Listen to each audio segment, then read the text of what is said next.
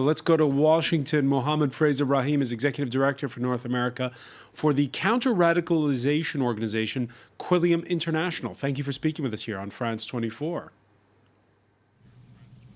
Thank you. First off, let's talk about the timing of it. Al-Baghdadi in that video does not mention the Christchurch attacks. He mentions Sri Lanka, but in an audio portion, so it was probably recorded afterwards. Yes, I think it was done afterwards, and many of us, there'll probably be a deeper analysis that, in terms of trying to figure out what's taking place. You can imagine intelligence services trying to find out and do sort of a time analysis on this. So for us collectively, he doesn't necessarily mention Christchurch, but I think that what this shows is a proof of life, and that Baghdadi himself is alive, though he looks certainly a bit weathered down in light of the territorial loss in both Syria and Iraq. So with the young people that you work with, is this a sign of strength or weakness, this video? Well, as I was mentioning, at a minimum, it's a proof of life. We know that Osama bin Laden, back in 1998, after the Kenyan bombing, Nairobi bombing attack, he came out and gave a video depiction of himself. So he showed his followers he was around Abu Musab al-Zarqawi in 2006. So we see a similar pattern by other extremists.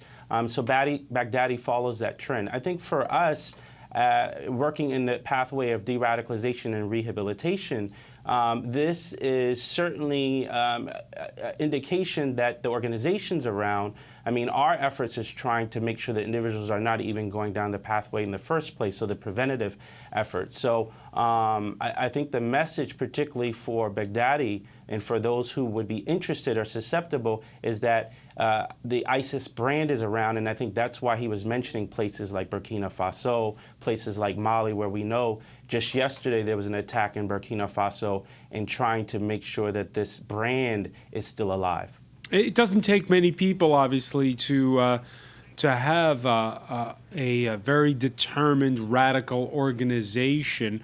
What's the answer when a video like this comes out? What do you do? So, again, these videos will come out, and unfortunately, in the age of technology, certainly the ability to gather the international attention, this is going to take place. So for us, how can we look at preventative efforts in terms of making sure that young people, individuals who are women, children, how can we inoculate against these efforts in the first place? So that's certainly of interest to us. Extremist organizations like al-Qaeda, ISIS are certainly going to be around. Unfortunately, I think what we can do is try to do our best effort to put up measures in place in a whole civil society approach. Governments can't do them by themselves, so it requires religious communities, civil society organizations, nonprofit organizations such as ours, as just being one to help counter those efforts. And Mohammed, as you said at the outset, investigators must be poring over this. How much of a risk was it releasing this video? Well, this is the the difficulty itself.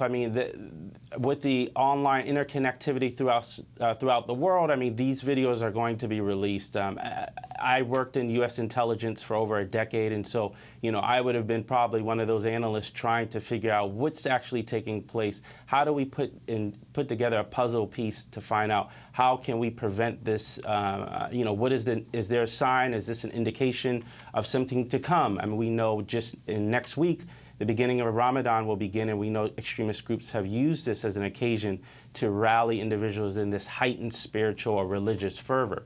So it's something that certainly we're mindful of. It's something that we're scrubbing, making sure on a regular basis that we are aware of these efforts, but certainly trying to make sure that we are working in the preventative space as well. Muhammad Fraser-Rahim of Quilliam International, thank you for speaking with us from Washington.